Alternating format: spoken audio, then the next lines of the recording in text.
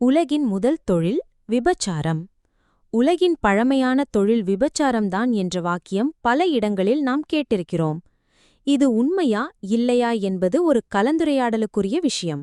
ஆனால் வரலாற்று ஆதாரங்களை பார்க்கையில் மனித சமூகங்களின் தொடக்க காலத்திலிருந்தே விபச்சாரம் ஒரு பரிமாற்ற செயலாக இருந்திருக்கலாம் என்பது பல வரலாற்று ஆய்வாளர்களின் கருத்து.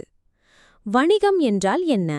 ஒரு செயலை வணிகம் என்று அழைக்க வேண்டுமெனில் அது ஒரு பரிமாற்றமாக இருக்க வேண்டும். அதை செய்யும் நபர் அதில் தன்னிச்சையாக ஈடுபட வேண்டும். அது நிரந்தரமாக உள்ள தேவையை கொண்டதாக இருக்க வேண்டும். இந்த அடிப்படையில் சில பழங்கால சமூகங்களில் பெண்கள் மற்றும் சில சமயங்களில் ஆண்களும் தங்களை ஒரு சேவையாக வழங்கி அதற்கு பதிலாக உணவோ பொருளோ பணமோ பெற்றிருந்துள்ளனர். வரலாற்று ஆதாரங்கள். மெசபொட்டேமியா 3000 கிபி. முன்னிலை நாகரிகமான மெசபொட்டேமியாவில் விபச்சாரம் மதச்சடங்காகவே நிகழ்ந்துள்ளது. தேவதாசி முறை போலவே சில பெண்கள் கோவில்களில் இறைவனுக்கு சேவை அளிக்கிறதென நம்பப்பட்டு விபச்சார சேவைகளில் ஈடுபட்டுள்ளனர். பண்டைய கிரேக்கம் மற்றும் ரோம். கிரேக்க ரோம பண்பாட்டில் விபச்சாரம் சட்டப்பூர்வமாக கூடுதலாக வரி வசூலிக்கும் தொழிலாக இருந்துள்ளது. ஹெட்டேரா என அழைக்கப்பட்ட பெண்கள் அரசியல்வாதிகள், கவிஞர்கள் ஆகியோரை மகிழ்விப்பதில் சிறந்தவர்களாக இருந்தனர்.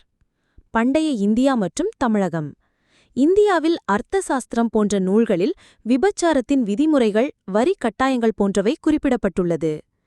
தமிழ் இலக்கியங்களில் கூட சங்க இலக்கியம், சிலப்பதிகாரம், மாடங்கள், வசதி செய்யப்படும் வீடுகள், விழாக்களில் அழைக்கப்படும் விபச்சாரிகள் குறித்து குறிப்புகள் உள்ளன. முதலாவது தொழிலா? விபச்சாரம் மனித சமூகத்துடன் பிறந்த ஒரு தேவையை அடிப்படையாக கொண்டது.